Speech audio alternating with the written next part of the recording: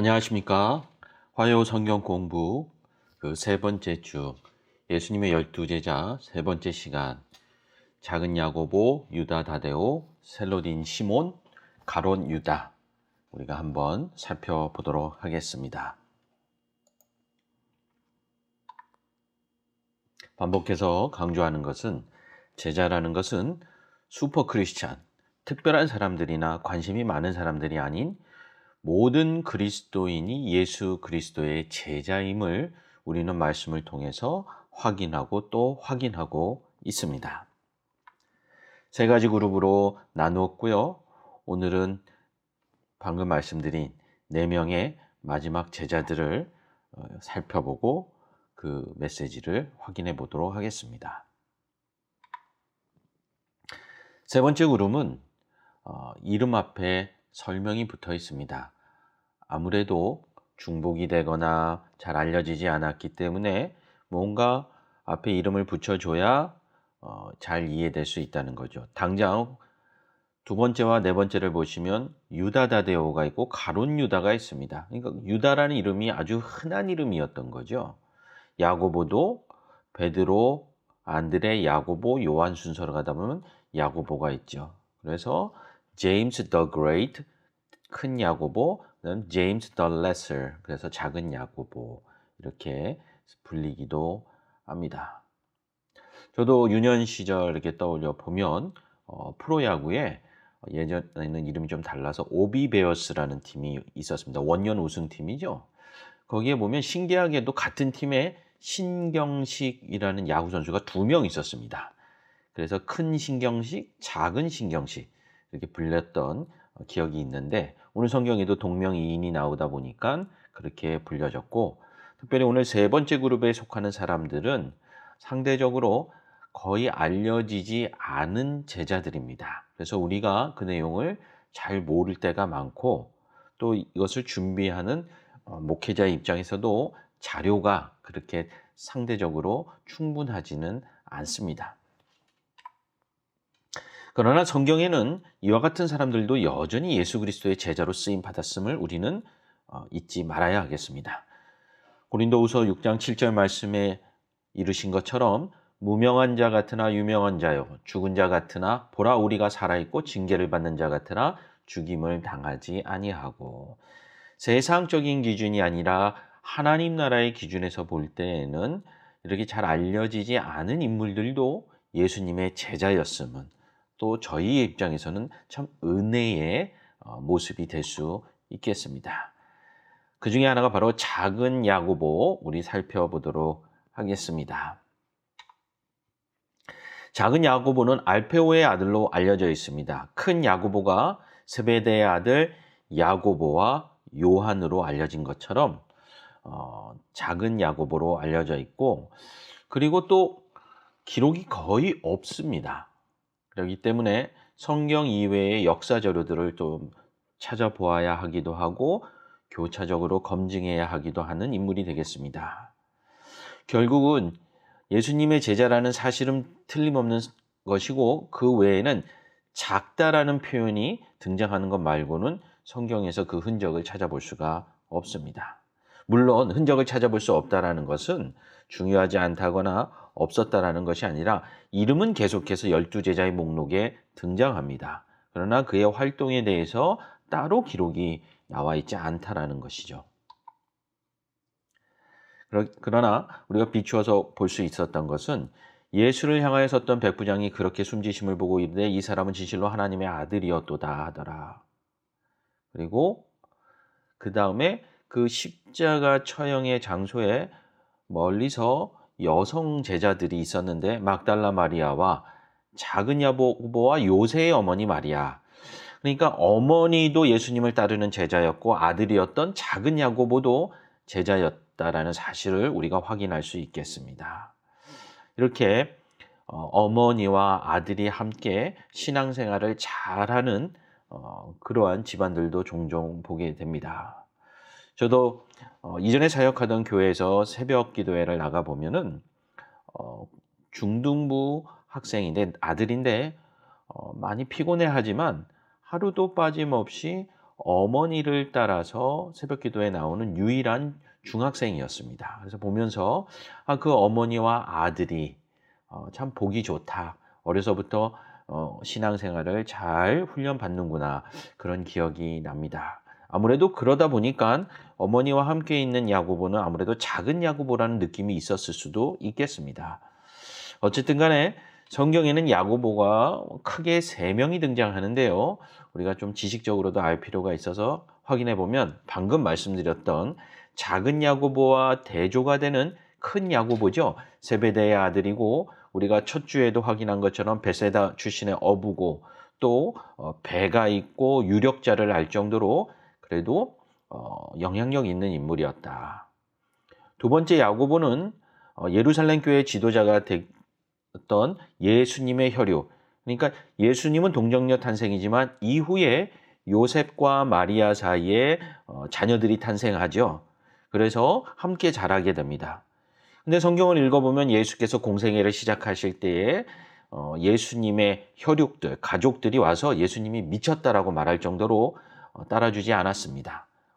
어머니인 마리아만 함께 했고 마음에 염두에 두었다는 거죠. 그랬던 혈육 야고보, 요셉과 마리아의 아들인 야고보는 예수님의 부활 전까지는 믿지 않았지만 결국은 믿게 되고 예루살렘 교회의 지도자가 되고 신약 성경 야고보서, 행함에 대하여 강조하는 야고보서의 저자가 되기도 하고 또 역사의 기록을 보면 기도를 너무 많이 해서 소위 무릎에 굳은 살이 배길 정도로, 그래서 우리가 동물 중에 무릎을 꿇는 그 모습이 자주 등장하는 게 이제 또 이 이스라엘이나 중동 지방에 있는 동물이죠. 낙타. 그래서 별명이 낙타 무릎이라고 불릴 정도였습니다. 이렇게 야고보가 여러 명 있다 보니 우리가 혼란스러운데요. 오늘 우리가 다루고 있는 야고보는 작은 야고보가 되겠습니다. 작은 야고보는 어머니와 함께 예수님의 제자였기 때문에 나이가 어렸을 수도 있고 키가 작을 수도 있고 또 그룹 안에서 영향력이 큰 야고보에 비해서 두각을 나타내지 않았을 수도 있습니다. 그러니까 어떤 모양으로 작은지는 우리는 알 수 없습니다. 그러나 어디까나 이거는 외부적으로 보여지는 겁니다. 그래서 위에 제목을 보시면 우리가 작을 수 있습니다. 사회적으로 명망이 적을 수도 있고 실제로 키가 작을 수도 있고, 그러나 그것이 외형적으로 보여지는 것이 제자로서의 삶을 사는데 걸림돌이 되거나 핑계가 될 수 없다라는 거죠. 예수께서는 모든 자를 들어 쓰시는 얼마든지 부르시는 그러한 주님이 되시기 때문입니다. 작다 크다의 평가나 의미는 하나님의 관점이 아니라 사람의 관점에서 그렇게 비추어진 것뿐입니다. 하나님의 관점은 화려하거나 소소하거나 이런 육신의 눈에 비추어주는 모습이 아니라 정말 영적으로 성숙했는가 미숙한가, 그것이 중요합니다. 오히려 겉으로 드러내고 화려하게 하고 자랑하고 스스로 높이는 것은 신앙이 미숙한 겁니다. 그래서 성숙한 교회일수록 자기를 드러내고 이름을 들먹이며 막 높이는 것이 아니라 이름도 없이 빛도 없이 섬기는 자들이 많다라는 겁니다. 제가 예수소망교회에 부임하여서 공동체도 담당하게 되었는데 공동체에 수많은 그룹들이 있습니다. 그런데 그 그룹 하나하나가 정말 이름도 없이 빛도 없이 우리 리더를 포함하여 총무, 집사님, 권사님 그리고 각 공동체에 소속되어 있는 성도들이 그렇게 섬기는 모습들을 보고 제가 참 도전을 받았습니다. 이처럼 외형적으로 비추어지는 모습이 아니라 내면으로 성숙하여서 그 외적인 조건에 상관없이 섬기는 자들이 중요합니다. 예수님의 말씀에도 그러한 기준은 동일하게 반복됩니다.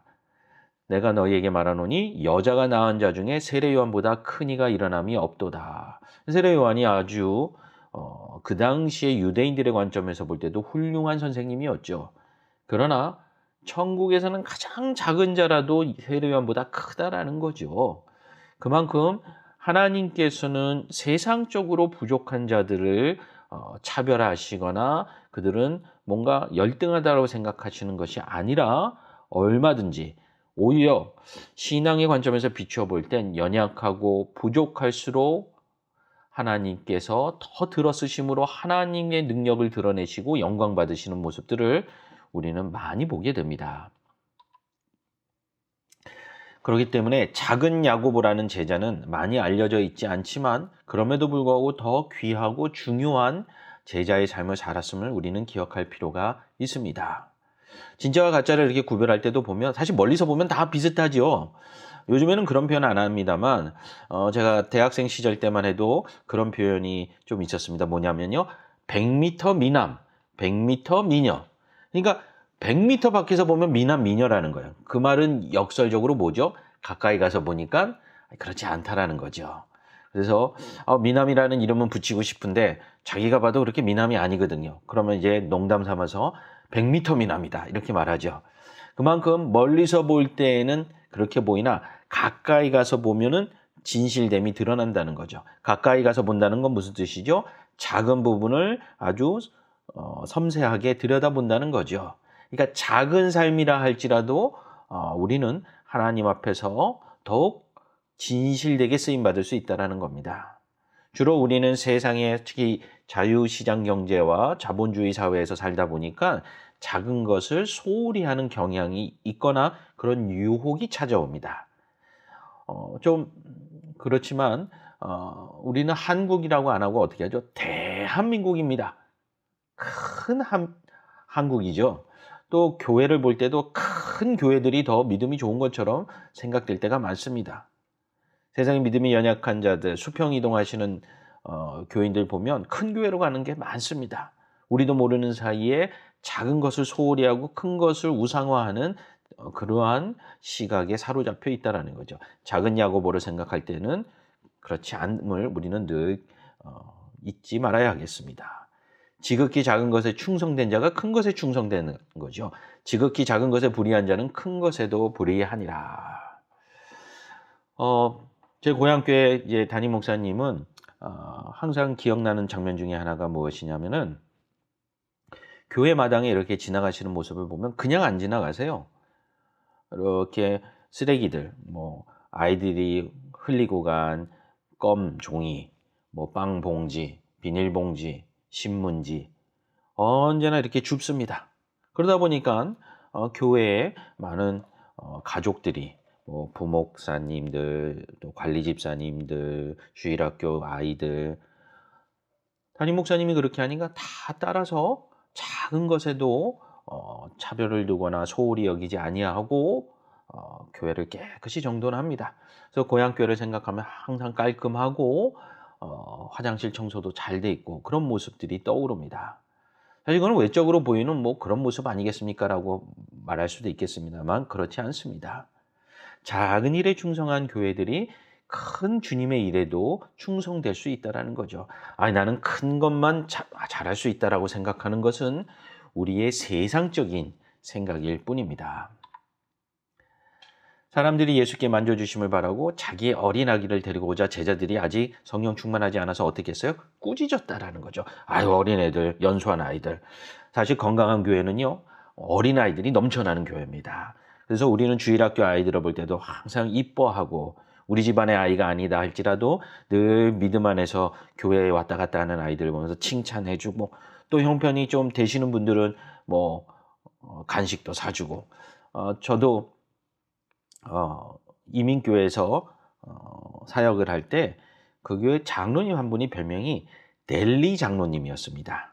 그러니까 영어로 이제 델리가 뭐 샌드위치 가게, 잡화점 그런 데 이제 델리라고 하는데요. 이 장로님은 주일학교 아이들을 보면요. 아이들을 다 데리고 뭐 많지는 않으니까 좀 부담을 덜 가지셨을지도 모르지만 참 귀한 일을 하셨습니다. 교회 바로 앞에 있는 구멍가게에 가서 아이들 사탕 사주고 그럽니다. 그러니까 아이들이 그 장로님만 보면 델리 장로님 하고 아주 기대를 합니다. 작은 아이들 사실 교회 재정에 뭐 도움 하나도 안 되죠. 그렇다고 예배 태도가 그렇게 뭐 성숙한 것도 아니겠죠. 그러나 그런 자금을 소홀하지 않는 교회들이 다음 세대의 소망도 있고 희망도 있습니다. 또 말씀하시죠. 예수께서 그 어린아이들을 불러 가까이 하시고 이르되 어린아이들이 내게 오는 것을 용납하고 금하지 말라. 왜요? 하나님의 나라가 이런 자의 것이니라. 아까도 성경 말씀 확인했지요? 지극히 작은 자도 세례요한보다 천국에서는 더 큰 자라는 거죠. 작은 거 소홀히 여기지 마시고 귀하고 중요함은 일이나 사람이나 환경이나 동일하게 우리가 영적으로 바라봐야 하겠습니다. 우리는 흔히 성공하면 1등하면 으뜸이 되고 나면 하나님께서 기뻐 쓰시겠지라고 생각하지만 그렇지 않습니다. 하나님께서는 세상의 미련한 것들을 택해서 또 세상의 약한 것들을 택해서 더 나아가면 천한 것들과 멸시받는 것들과 없는 것들을 택하여 오히려 세상에서 지혜 있는 자들, 세상에서 강한 자들, 세상에서 있는 자들을 폐하려 하신다는 거죠. 왜요? 아무 육체도 하나님 앞에서 자랑하지 못하게 하려 하십니다. 비록 작은 야고보라는 예수님의 제자에 대한 기록이 많지는 않지만 우리는 작은 야고보가 열등한 제자라거나 아니면 제자가 아니다라고 주장할 수 없습니다. 하나님 나라의 원칙에서 볼 때는 오히려 베드로같이 확연하게 드러나는 자보다 작은 야고보가 더 귀하게 쓰임받는 또 귀하게 여김을 받는 그런 제자임을 기억할 때 우리가 연약하고 작고 부족하다 할지라도 하나님의 은혜를 구하며 예수 그리스도 제자의 삶을 소망하며 살아갈 이유가 있겠습니다. 자, 다음은 우리에게 그렇게 익숙하지 않은 또 인물입니다. 유다라고도 불리우고 다데오라고도 불리울 수 있습니다. 학자에 따라 조금의 논란은 있지만 통상적으로 야고보라는 또 다른 인물의 아들을 우리는 유다 그리고 그가 다데오다라고 추정하고 있습니다. 왼쪽 그림에도 보면요, 이제 순교 직전에 교회 성도와 함께 잡혀갔던 다데오의 모습이 그림 오른쪽 부분에 이제 있는 어두운 옷을 입은 분이 유다 다데오가 되겠습니다.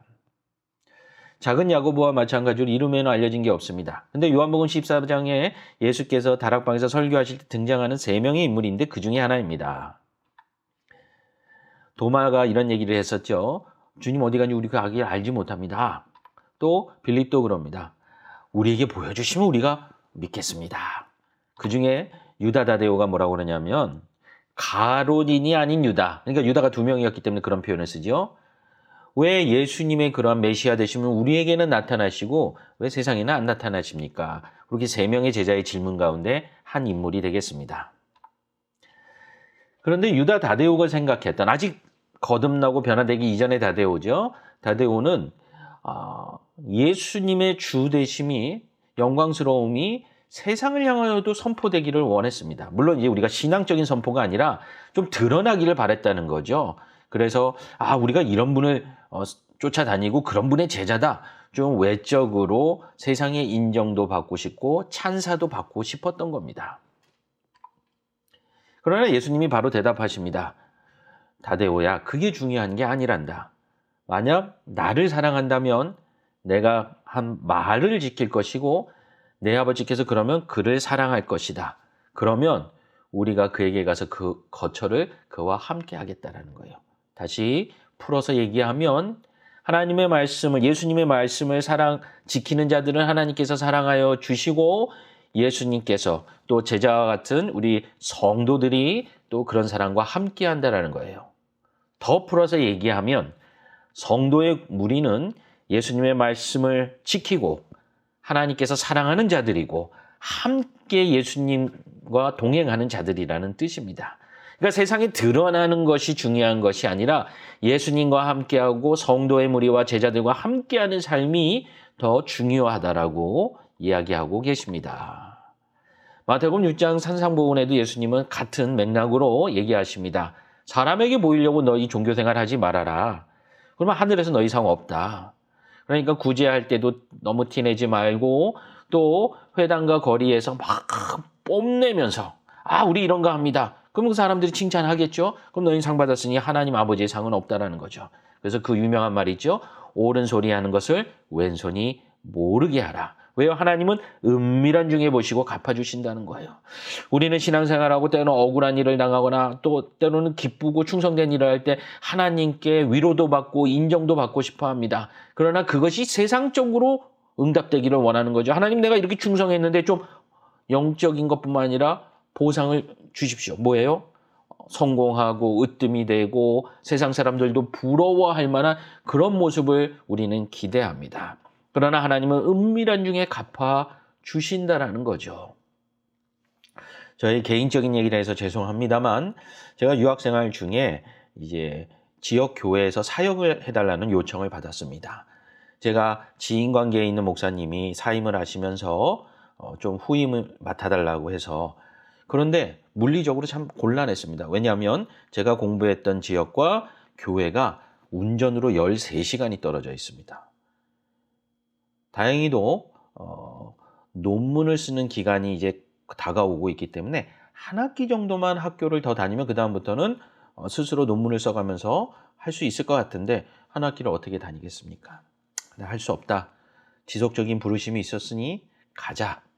그리고 하나님께 그런 기도를 하나님 13시간 떨어진 거리 제가 주일 사역하고 학교 다니고 전 대책이 없습니다. 그러나 하나님 계속 이렇게 부르심이 있으니 이제는 거절 못하고 갑니다.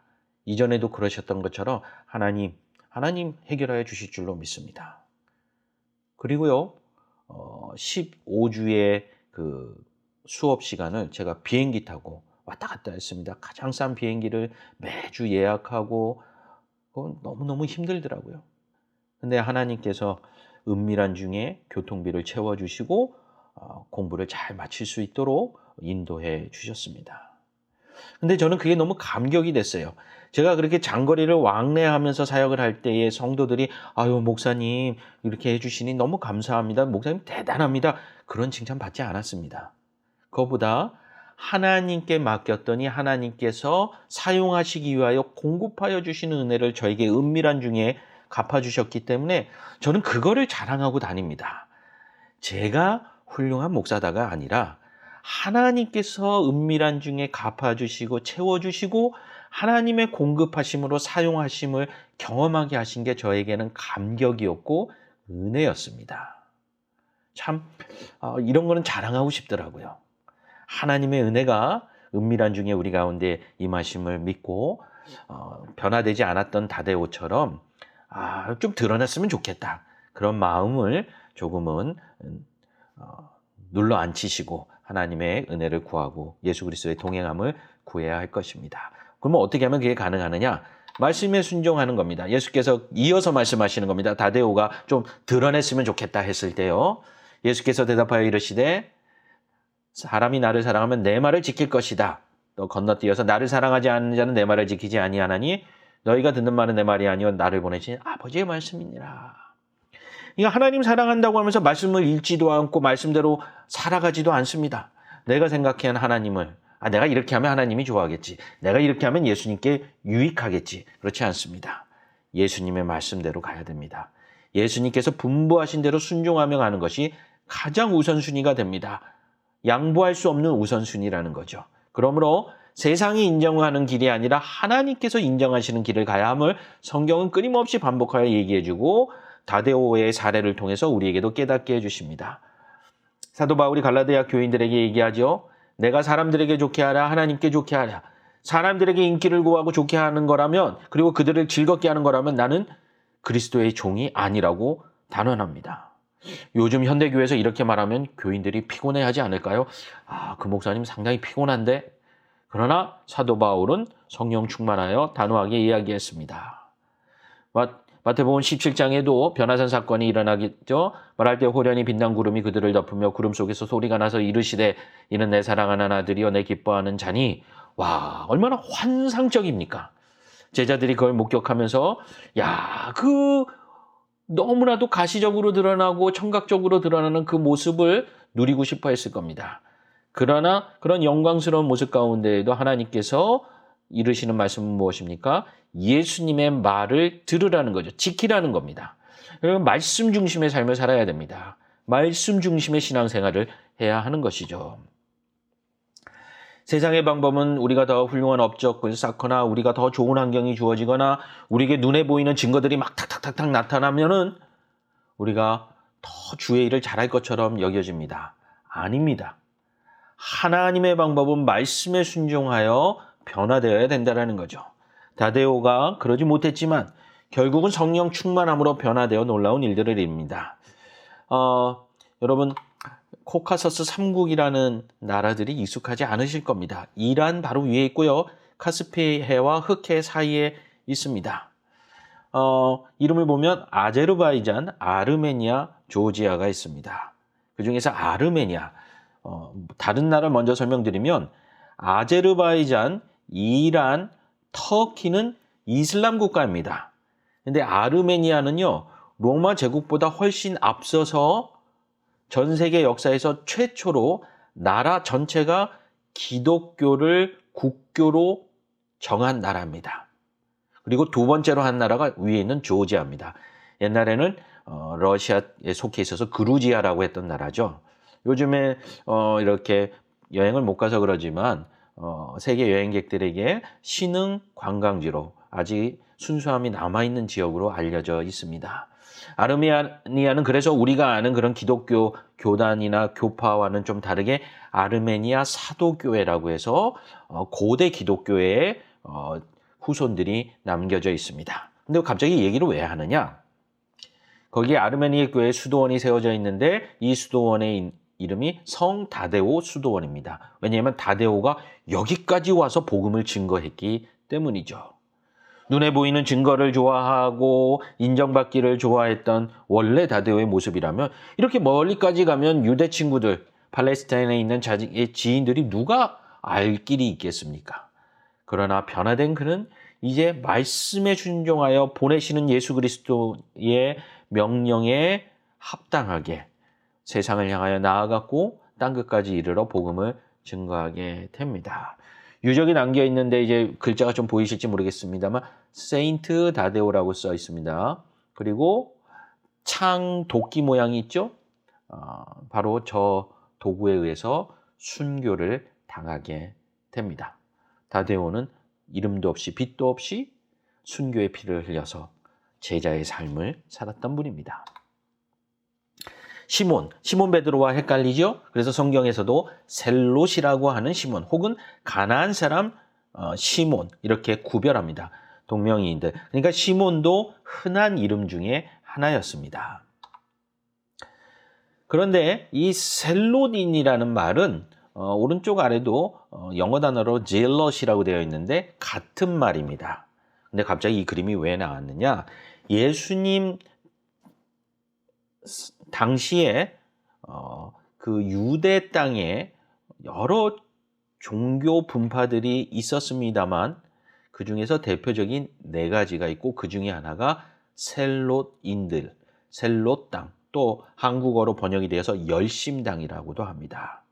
그리고 나머지도 우리에게 익숙한 부분들이 있어서 잠깐만 소개를 하고 넘어가겠습니다.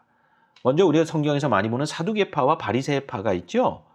이 사람들이 누군지 잘 모를 때가 많습니다. 사두개파는요, 피라미스 말하면 정점에 있는 종교인들이었습니다. 그러니까 로마에 협조를 해서 종교적인 권세를 취한 사람들이죠.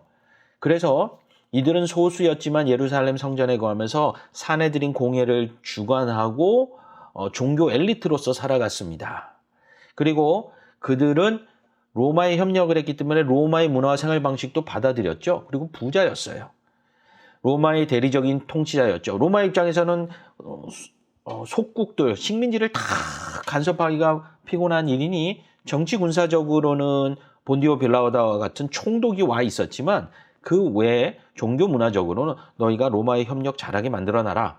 그래서 사두개파는 거기에 앞장섰던 사람들입니다. 그러니 이 사람들은 사회의 변화와 그런 것을 싫어하는 극보수주의죠. 그러니 예수님이 나타나서 마치 혁명을 일으킬 것 같은 불안함을 주니까 사두개파, 이 엘리트 종교인들은 예수님을 제거하려고 했던 것입니다. 다 그들의 사회적 배경과 연관이 있습니다.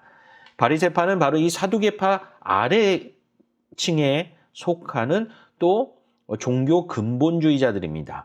바리새라는 말은요, 여기에도 제가 표시를 해놨습니다만 분리된 자들이다. 분리주의자라는 말을 현대사회도 쓰죠.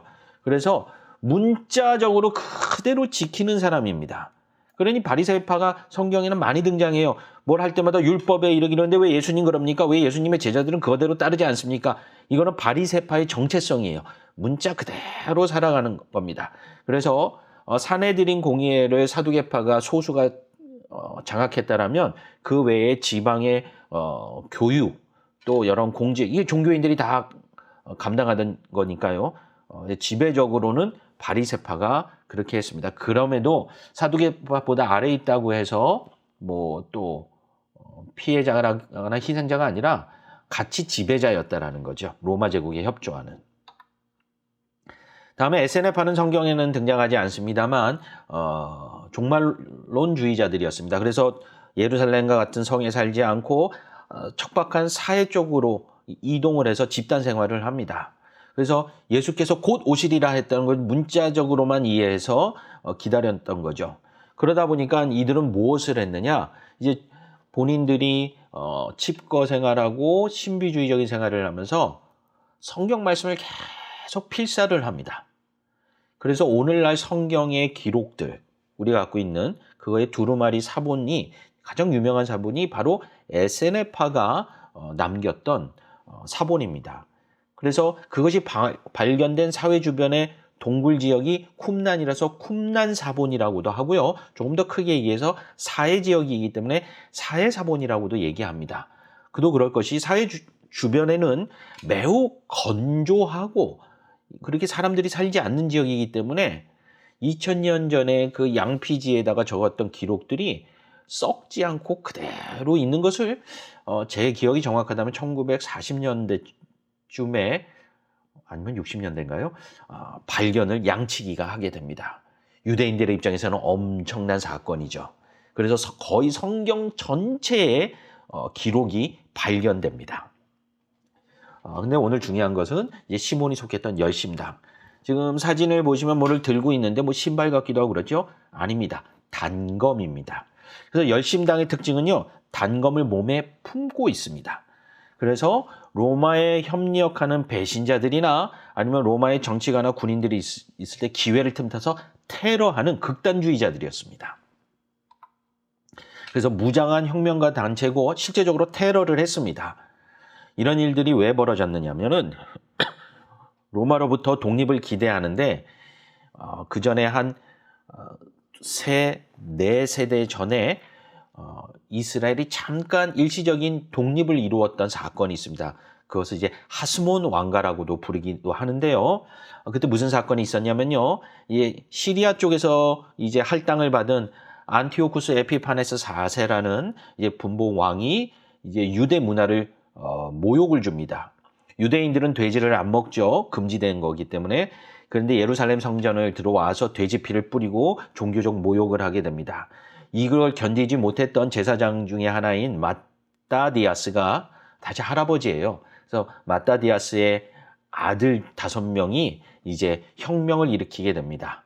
그리고 무장봉기를 해서 이제 잠시 독립국의 지위를 유지하죠. 그때 이제 아들 중에 하나가 마카비입니다.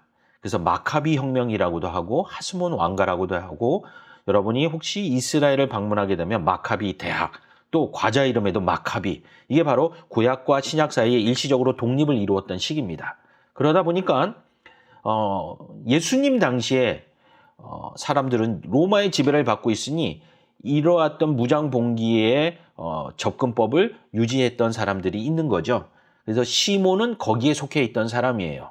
그래서 기회만 되면 테러하고 군사적으로 독립이 되기를 원했던 유대인 그룹에 속했던 사람입니다. 그런데 그러한 사람이 예수님의 제자가 됐다라는 거죠. 세상의 정치적 또 민족적 이데올로기에 따르던 자죠. 사실 다른 제자들도 그랬죠. 그래서 하나님의 나라가 언제 임합니까? 세베대의 아들 야고보와 요한도 그럴 때 우리 한 자리씩 주십시오. 이걸 정치적 독립으로 오해했다라는 거죠. 그러나 시몬이 더 특별했던 것은 무장혁명가였다라는 사실입니다. 참 예수님의 제자 그룹 안에 다양한 사람들이 존재하죠. 그런데 이 시몬이 무장혁명을 할 정도로 과격했던 그가 십자가의 희생과 사랑을 절하는 제자가 됐다라는 거예요.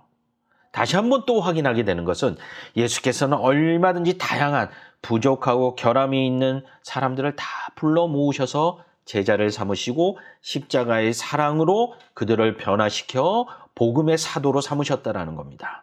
그럼 오늘 우리 예수소망교회 성도 여러분, 우리 모두도 다양합니다. 장점도 있지만 단점이 더 많은 게 우리들이죠. 그것이 제자 되는 삶을 살지 못할 이유가 안 되는 거예요. 오히려 제자가 될 수 있는 기가 막힌 조건이 되는 겁니다. 왜요?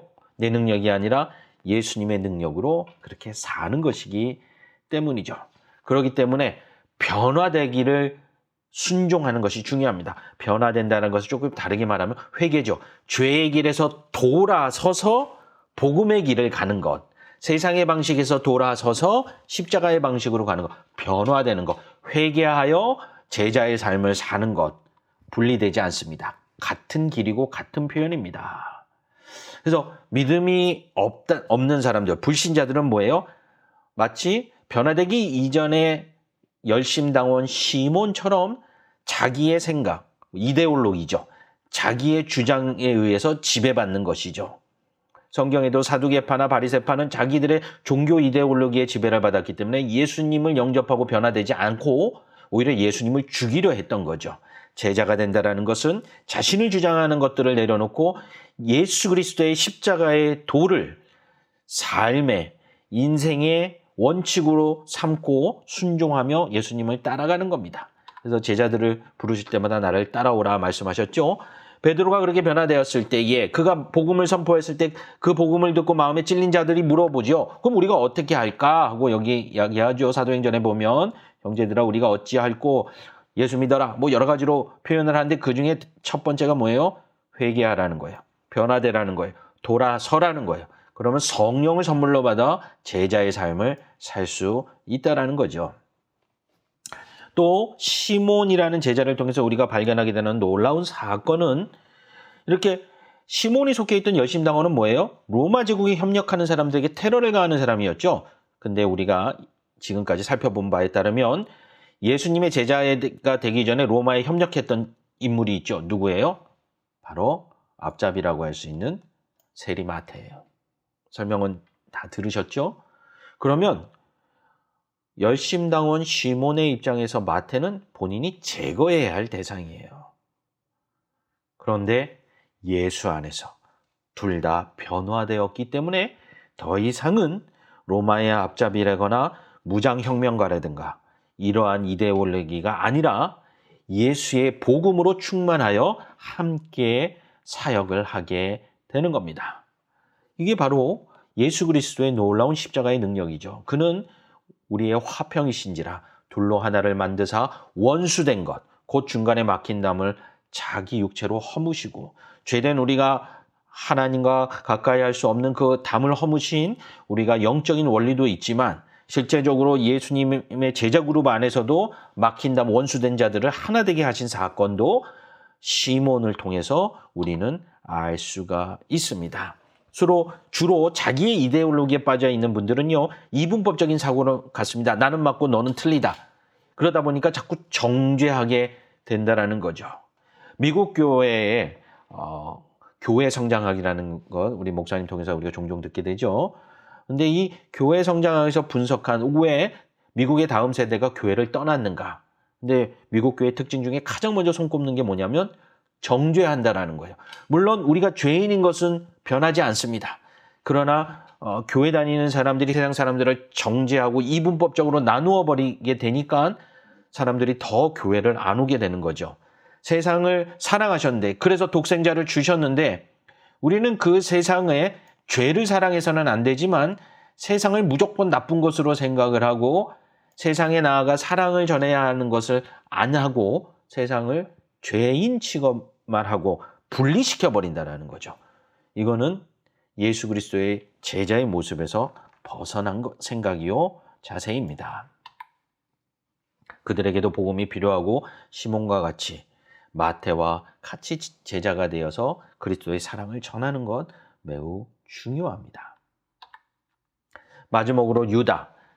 이 그림은 앞에까지 11분을 묘사했던 그림의 화가였던 엘 그레코가 그리스 화가죠. 가룟 유다는 그리지를 않았습니다. 이게 배신자니까. 그래서 그냥 다른 그림을 제가 가져왔습니다.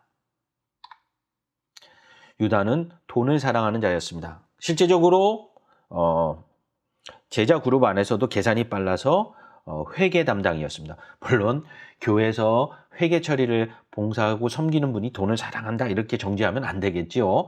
그러나 유다는 결과적으로 돈을 탐하는 자라는 사실을 우리는 알게 됩니다. 예수님도 말씀하시죠. 그는 도둑이라 돈깨를 맞고 거기 넣는 것을 훔쳐가미러라. 왼쪽 그림에도 보면 예수님을 팔아넘기는 것을 그림으로 묘사하고 있습니다. 유다가 대제사장과 성전 경비대장들에게 가서 예수를 넘겨줄 방도를 의논하며 그들이 기뻐하며 돈을 주기로 언약한지라. 그러니까 유다가 돈 생기는구나 하고 예수님을 넘겨줄 기회를 찾더라. 성경에 기록합니다. 그러나 성경 말씀에 있죠. 돈을 사랑함이 일만 악의 뿌리가 되나니. 자, 돈 필요합니까? 필요하지 않습니까? 필요합니다. 교회도 우리가 11조 헌금도 하고 선교사역할 때 재정 필요하죠. 구제사역할 때 재정 필요하죠. 돈 자체를 부정한다는 뜻이 아닙니다. 가이사의 것은 가이사에게로, 또 주님의 것은 주님에게로. 돈을 사랑하고 욕심을 내고 유혹에 빠지는 게 문제죠. 이것을 탐내는 자들은 미혹을 받아 믿음에서 떠난다는 겁니다. 그러니까 돈에 집착하기 시작하고 재물에 집착하는 것과 재물을 가지고 선한 청지기로서 살아가는 것은 같은 것 같지만 전혀 같지 않습니다. 정반대입니다. 유다에게는 재물을 관리하는 사명도 맡겨졌지만 그는 돈의 유혹에 넘어가서 사명보다 돈에 사로잡혀 믿음을 잃게 됩니다. 또한 유다의 문제는 무엇이냐? 예수님을 배신했으니까 나쁘다. 우리는 이렇게 역사적으로만 기억할지 모르겠지만 사실 그는 변화를 거부했습니다. 제가 이전까지 11분의 제자를 소개할 때 그분들이 뛰어나다라고 얘기한 적이 없습니다. 한 가지 훌륭한 건 뭐예요? 모두가 변화되었다라는 거예요. 변화된 거는 회개와 같다라고 방금 전에도 시몬 제자에서 말씀을 드렸습니다. 자, 지금은 은혜 받을 만한 때요. 보라, 지금은 구원의 날이로다. 매 순간 하나님께서는 우리에게 변화될 은혜를 주십니다. 변화될 기회를 주십니다. 그러나 어떤 이는 회심하고 돌아서지만 어떤 이들은 그런 기회를 거부하기도 합니다. 결국 오늘 우리도 하나님의 부르심을 받고 제자에 대한 이야기를 듣습니다. 아, 잘 들었다. 화요 성경 공부 도움이 되네. 그것은 의미가 없습니다. 아, 그렇구나. 오늘 예수소망교회 신앙 강좌를 통해서 하나님께서 다시 한번 나를 부르시고 계시는구나. 내가 제자로서의 삶을 자꾸 미루어 왔구나.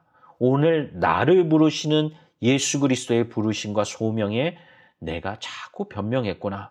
내 삶을 주님께 드리고 십자가의 길을 가야 되겠구나. 지금 이 순간입니다. 그러나 유다는 그러지 못했다라는 거죠. 계속해서 돈의 종이 되었습니다. 한 여인이 찾아와 정말 말도 못하고 눈물로써 향유옥합을 부으며 머리칼로 예수님의 발을 닦으며 결국 예수님의 장례를 준비하는 상징적인 모습이 되지 않습니까? 그러나 유다는 그렇지 않죠. 계산을 합니다. 또 부자 청년의 이야기도 지금 마태복음 19장에 나오죠. 뭐 다 지켰다라는 거예요, 율법을. 내가 온전하고자 할진대 가서 소유 팔고 가난한 자들에게 주라. 그리고 하늘의 상이 있으니 나를 따르라.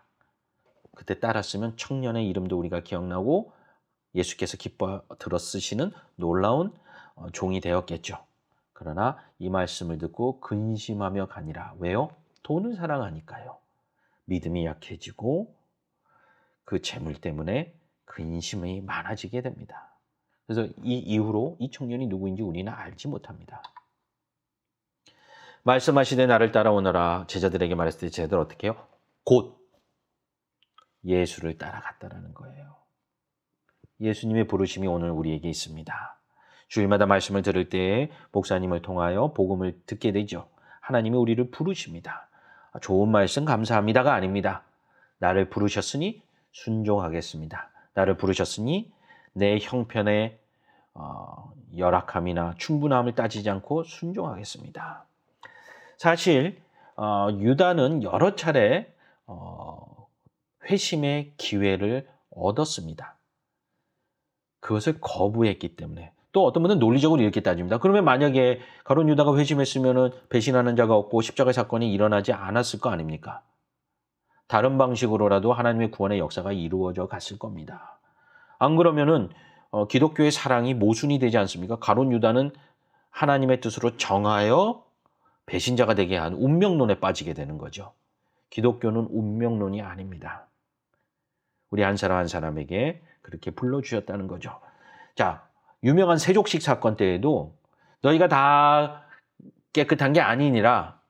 그리고 성경에 분명히 써 있죠. 이는 자기를 팔 자가 누구인지 아심이라.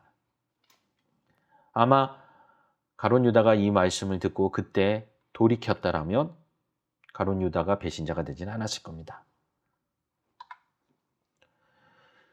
예수를 파는 유다가 대답하여 이르되 또 다른 식사 사건에서 선생님, 내가 그 사람은 아니죠. 근데 예수님이 너가 그래. 지금 말했지 않느냐. 예수가 정했지 않느냐. 이렇게 세상 사람은 따질지 모르겠습니다. 그러나 우리가 죄인입니다라고 말하는 걸 죄인으로 탕탕탕 정죄하고 끝나는 게 아니죠.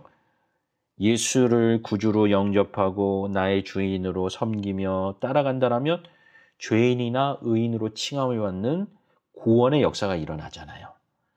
그러나 예수께서 너가 그 사람이다 했을 때 그가 돌아서지 않았다라는 거예요. 시몬 베드로가 이런 분위기 속에서 궁금하잖아요. 그러니까 요한에게 물어봅니다. 야, 예수님께 물어봐서 그가 누구인지 좀 파악해라. 근데 예수께서 어떻게 하세요? 떡 한 조각을 주는 그가 나를 팔지 아니라. 그리고 유다한테 줍니다. 만약에 유다가 거기서 주님, 제가 잘못했습니다. 제가 돈의 유혹에 넘어갔습니다. 저를 용서해 주십시오. 그러면 아마 구원의 역사는 다른 방법으로 또 이루셨을지 모르겠습니다. 왼쪽에 있는 그림은 뭐예요? 겟세마네 동산에서 가룟 유다가 선생님을 표시하기 위해 입맞춤하는 장면을 그림으로 묘사한 거죠. 그러니까 유다는 갑작스럽게 그런 것이 아니라 계속해서 예수님의 뭐라 그럴까요? 뼈를 딱 찌르는 그 말씀의 경고가 있었는데 그걸 다 외면했다라는 거죠. 우리도 그렇게 살고 있지 않는지 늘 신앙을 돌이켜보고 말씀으로 비추어 봐야 하겠습니다. 흔히 우리는 열한 제자는 잘해서 가룟 유다는 배신해서 이렇게 분류합니다. 그러나 지금까지 우리가 살펴본 바를 따르면 모든 제자가 다 부족하고 자격 미달이었습니다. 단순한 차이는 가룟 유다는 따르기를 포기했고 나머지는 따라갔다는 거지 어떤 조건이 훌륭했다라는 것은 성경에 나와 있지 않습니다. 우리가 세상에서 자꾸 그렇게 생각합니다. 넉넉하고 충분하고 뛰어나고 훌륭하면은 교회 일 잘할 거라고 생각합니다. 그건 우리가 만들어낸 생각입니다. 오른쪽 그림에도 보십시오.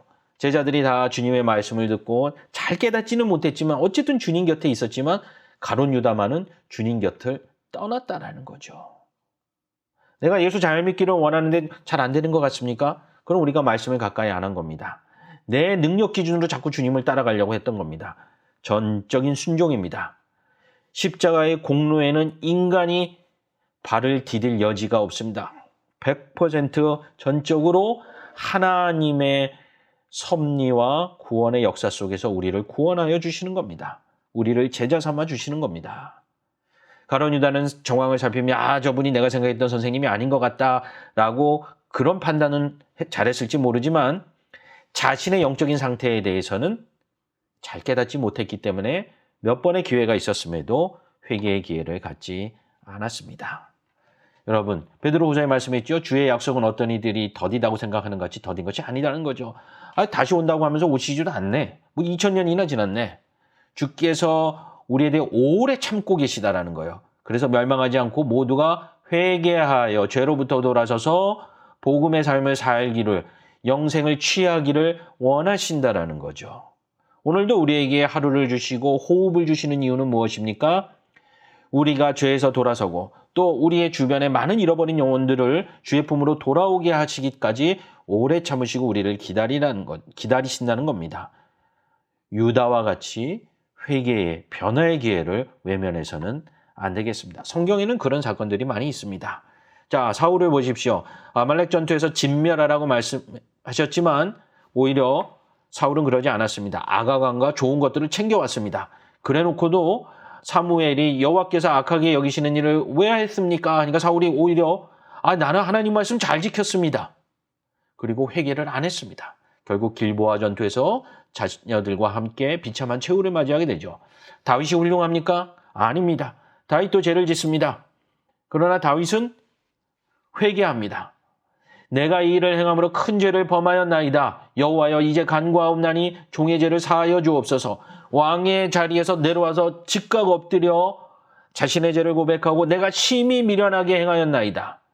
결국은 신앙의 삶이라는 건 내가 도덕적으로 완벽한 것을 추구는 하지만 그 경지에 이룰 수는 없습니다. 그러면 내 공로로 구원받는다라는 교만한 마음이죠. 우리는 언제나 죄인입니다.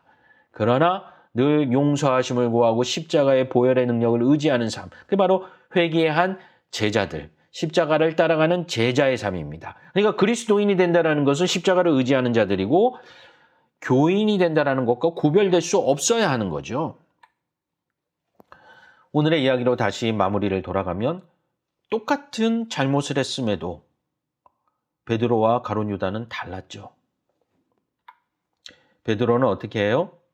닭이 울게 되자 주의 말씀 곧 오늘 닭 울기 전에 내가 나를 3번 부인하리라 하시면 생각나 밖에 나가서 심히 통곡하고 마가의 다락방에 모여 성령의 약속을 믿고 이제 기다리는 자가 되었던 거죠. 변화하기 시작했던 거예요.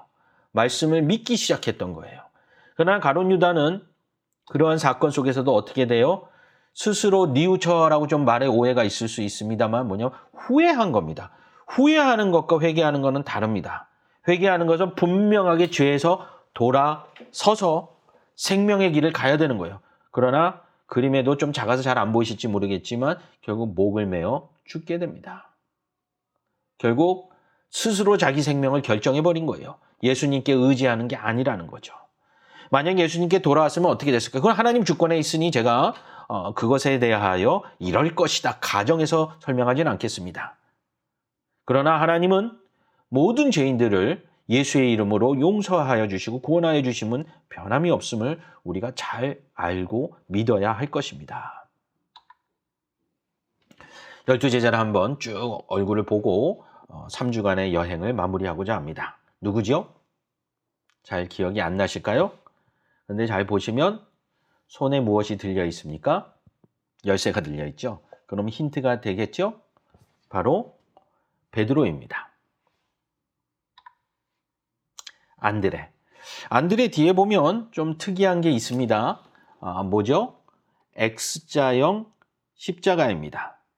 바로 안드레가 X자형으로 십자가형에 처해졌기 때문에 이렇게 묘사가 되어 있습니다. 제가 언급하는 걸 까먹었네요. 로마에 가면 가장 오래된 카톨릭 성당의 내부에 11제자와 사도 바울의 조각상이 있습니다. 여러분이 로마로 성지순례를 가게 되면 우리가 카톨릭 교회는 아니지만 기독교 배경이 같기 때문에 제자의 모습들을 한번 확인해 보는 것도 의미가 있을 것 같습니다. 다음은 큰 야고보죠. 복음을 전하는 지팡이를 들고 묘사가 되어 있습니다. 다음에는 요한입니다. 책과 펜을 들고 있죠. 요한복음, 요한서신과 또 이제 요한계시록을 남기게 되죠. 첫 번째 그룹 4사람입니다. 두 번째 그룹을 볼까요? 두 번째 그룹의 첫 번째 사람은 빌립입니다. 뱀의 우상을 섬기는 지역에 가서 복음을 전하다가 순교하게 됩니다. 그 다음에 모습은 좀 무섭지요. 바로 나다나엘 혹은 바돌로메라고 불리우는 제자입니다. 사실 여기에 보시면은 약간 이렇게 가면 같은 게 있죠. 좀 무서운 얘기입니다만 순교당할 때 가죽이 벗겨져서 죽임을 당합니다. 그래서 대부분의 제자들의 조각상을 보시면 무기 같은 게 들려져 있는데 이거 싸웠다는 뜻이 아닙니다. 그 도구에 의하여 순교했기 때문에 그렇게 묘사를 한 아주 순교의 모습을 잘 보여주는 그 작품들이 되겠습니다. 그 다음 모습을 보십시오. 그 다음 모습을 보면 또 누가 등장합니까? 바로 도마가 등장하죠. 디두모라고 하는 도마. 그 다음에는 또 누가 등장합니까? 마태죠. 기록을 잘 남겼기 때문에 성경으로 묘사가 되어 있습니다. 마지막 그룹은 오늘 한 분들이죠. 첫 번째, 작은 야고보. 작지만 충성되었던 종이죠. 그 다음에 또 다데오, 유다. 지금 창으로 묘사되어 있지만 또 어디는 도끼로 묘사되어 있기도 합니다. 그 도구에 의해서 순교당했기 때문이죠. 그리고 가장 마지막에 가룟 유다 직전에 했던 시몬이 있죠. 열심당원. 옆에 톱을 들고 있죠. 예, 톱에 의해 처형당했기 때문에 그렇습니다. 자, 이 조각상들도 순교의 모습들이 많이 내포되어 있습니다. 결국 이것들이 의미하는 것은 무엇이냐? 훌륭하고 뛰어나기 때문에 제자가 된 것이 아니라는 거죠. 가룟 유다는 이 성당에 없습니다. 그러면 좀 상징적으로 우리가 생각해 볼 때 11명의 제자의 모습들을 우리가 살펴보았고 가룟 유다는 변화되지 않았고 회심하지 않았기 때문에 결국은 영생의 은혜를 맛보지 못하죠. 그럼 이 12번째 자리 사실은 사도행전에 나오는 마띠아를 소개할까 했습니다. 그러나 오늘 마무리하면서 바로 이 12번째 제자의 자리 비워졌을 때 그 자리가 채워졌던 것처럼 우리 예수소망교회 성도가 저를 포함한 우리 모두가 주님의 제자가 되어서 부르심을 따라 순종하며 변화되고 신앙의 삶을 살아갈 수 있다면 아무리 우리가 부족하고 아무것도 아니라 할지라도 주께서 능히 공급하시고 능력 부어주심으로 사용하실 줄로 믿습니다. 3주간의 12제자의 삶의 여행을 함께해 주셔서 감사합니다. 함께 기도하시겠습니다. 사랑과 은혜의 하나님 아버지 감사합니다. 우리는 제자가 되는 삶을 조금 더 신앙에 관심이 있고 또 경지에 이른 사람들로 종종 생각해 왔습니다. 성경에 나타난 12명의 제자를 보니 심지어 어떤 이들은 성격이 모나 있고 또 어떤 이들은 극단주의자였고 무장혁명가였고 또 어떤 이들은 이름밖에 없는 정말 알 수 없는 자들도 작은 자들도 있었습니다. 그러나 주께서 그 모두를 부르시며 나를 따라오느라 말씀하셨고 사람 낚는 어부가 되게 하시며 하나님의 사랑으로 채워주시고 성령으로 충만하게 하여 주셔서 십자가의 길, 복음의 길을 걷게 하셨음을 저희가 확인합니다. 모두가 주님의 귀한 복음의 사역을 위하여 하나님의 나라를 위하여 생명을 아낌없이 드렸던 모습들을 보게 되며 오늘도 우리의 삶 가운데에 우리를 부르시는 주의 음성 듣기를 원합니다. 주여, 우리가 예수 그리스도의 십자가의 길을 순종하며 따라가는 제자가 되게 하여 주옵시고 하나님 나라를 위하여 충성된 종이 될 수 있도록 하나님 우리를 사용하여 주시옵소서. 감사를 드리오며 우리를 부르시고 인도하여 주시며 보내어 주시는 예수님의 이름으로 기도합니다. 아멘.